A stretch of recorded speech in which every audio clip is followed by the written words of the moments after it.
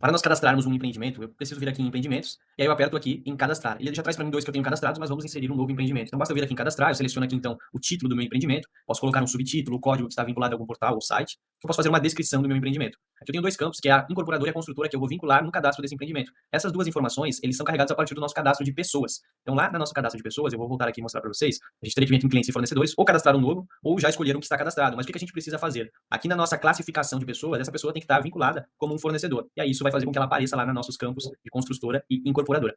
Então, voltando aqui, onde a gente bota o nome, o título do empreendimento, o subtítulo, o código, a descrição, é aqui a gente pode vincular a nossa construtora. Eu posso botar algumas outras informações, então ele é um cadastro bem completo. Nós vamos se basear inicialmente nos campos que são obrigatórios, que são esses que estão marcados aqui como vermelho. Então, aqui o nosso tipo de empreendimento, vamos botar que é um apartamento, eu posso botar previsão de entrega, área total, posso selecionar o modelo dele, se ele vai ser vertical ou horizontal, e aqui eu tenho status do empreendimento. Digamos que nesse caso ele esteja em construção.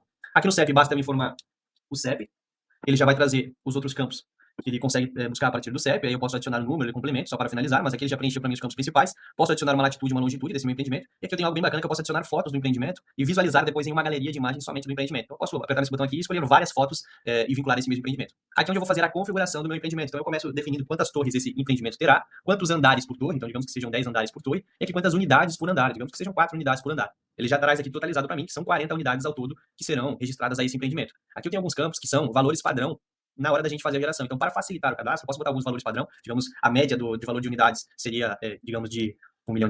A média de lucro esperado de todas as unidades seria, digamos, de 35%. A gente poderia ter a média de quantidade de garagens de 2 garagens, uma área padrão de 100 metros quadrados e, digamos, 78 de área equivalente, só utilizando aqui como exemplo esses valores fictícios. Aqui eu tenho um campo de quantidade de andares que serão desconsiderados. Então, a partir do momento que eu for gerar essas unidades, eu posso ter, por exemplo, o primeiro andar, que seria o térreo, depois a gente teria uma G1 e G2, que seria 2 garagens. E aqui eu tenho, se a somatória a gente vai levar em consideração os andares desconsiderados. Então, digamos que o primeiro andar seja o térreo e o segundo andar seja o G1, a partir do momento que a gente for contar as unidades, digamos 101, 102, 103, se a gente começa a contar já considerando esses andares aqui, ou se a gente começa a contar após esses andares. Então, basta marcar como sim ou não. E aqui eu aperto em gerar unidades. Vamos utilizar como exemplo 2 andares que serão desconsiderados, e a gente vai marcar essa opção, após os andares desconsiderados, contar a partir do primeiro como sim. Então a gente vai ter 2 andares que vão ser, digamos, o térreo e o G1, e aí depois, nosso terceiro andar, ele já vai considerar como se fosse a contagem o primeiro. Caso eu queira que não funcione dessa forma, marco como não. Vou mostrar os 2 cenários. Então aqui eu tenho 2 andares que foram desconsiderados, e aqui eu posso botar como térreo e depois como G1.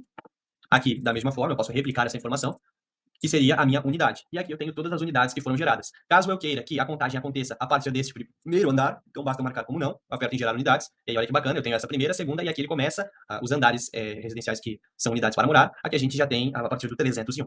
E claro, eu posso alterar todas essas informações. Esses valores padrões aqui são só para ele botar na maioria, e aí em alguns casos mais específicos eu posso fazer uma alteração. Então digamos que os nossos últimos unidades tenham um valor de área maior, ou elas sejam acopladas. Aí eu consigo desconsiderar, excluir, e até trocar essas informações que foram geradas aqui. Então, esse status aqui de disponível ou indisponível é em relação à unidade, então eu posso marcar que ela já é uma unidade que está reservada, vendida, ou ela está em uma reserva, ou até mesmo indisponível, e a partir dessa configuração eu tenho um empreendimento que foi gerado.